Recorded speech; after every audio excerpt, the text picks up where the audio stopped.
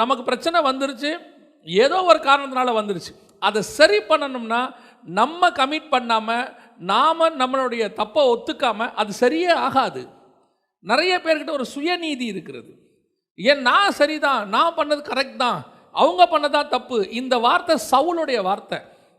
நீ பண்ணது தப்புன்னு சொன்னால், ஆமாம் நான் பண்ணது தப்புன்னு ஒத்துக்கிட்டா, நீ என்ன தப்பு பண்ணியிருந்தாலும் கர்த்தர் அதை மாற்றுவதற்கு வல்லமை உள்ளவராக இருக்கிறார்.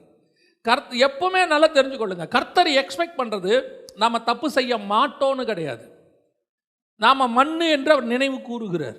நம்ம பலவீனமானவர்கள்னு கர்த்தருக்கு தெரியும்.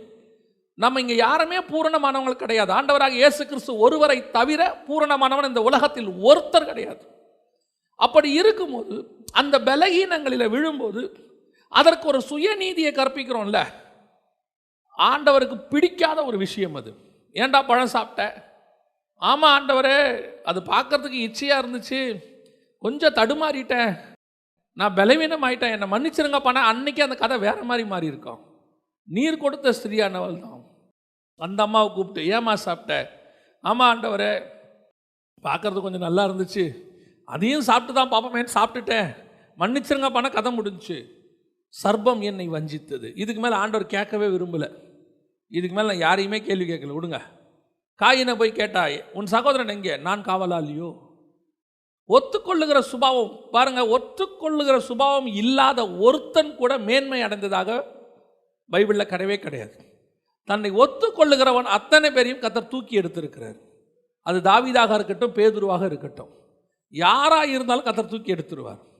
அப்போ நான் இன்னைக்கு அலைந்து மனம் நொந்து திரிகிறேன், என் வாழ்க்கையில் இவ்வளோ பிரச்சனை இருக்குது, கண்ணீர் இருக்குது, வேதனை இருக்குது, போராட்டம் இருக்குதுன்னா அதுக்கு எங்கேயோ ஒரு காரணம் இருக்குது. இது இஸ்மவேல்கிட்டருந்து வந்தது கிடையாது, அவங்க அம்மா கிட்டேருந்து வந்தது.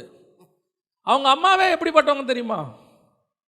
வேலைக்காரியாக இருந்தவங்களுக்கு ஒரு ப்ரொமோஷனை கொடுத்து கர்த்தர் என்ன பண்ணுறாரு? மேலே கொண்டு வந்து உட்கார வைக்கிறாரு. சாராளுடைய பெருந்தன்மை யோசித்து பாருங்க.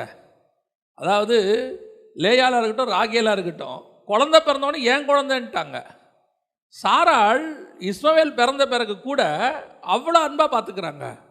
இப்போ அவள் என்ன நினைச்சாலாம்? கர்ப்பமான உடனே நாச்சியாரை எப்படி எண்ணினாள்? அற்பமாக எண்ணினாள். அந்த அம்மா தான் அந்த பொசிஷனை கொண்டாந்துருக்குது. கொண்டு வந்து வச்சுட்ட அந்த அம்மா கிட்டே அற்பமாக என்றது. நீ எதுக்கு லைக் இல்லை? நான் சொல்லுவேன், கர்த்தர் உங்களை ஒரு உயர்த்தி கொண்டு ஒரு இடத்துக்கு வரும்போது உங்களுக்கு கீழே உள்ளவங்க, உங்கள் உயர்வுக்கு காரணமாக இருந்தவங்கள ஒரு நாள் என்ன செய்யக்கூடாது? அற்பமாக எண்ணவே கூடாது. நம்மளை ஆண்டவர் உயர்த்திட்டார், ஓகே ரைட், பரவாயில்ல, சோத்திரம்.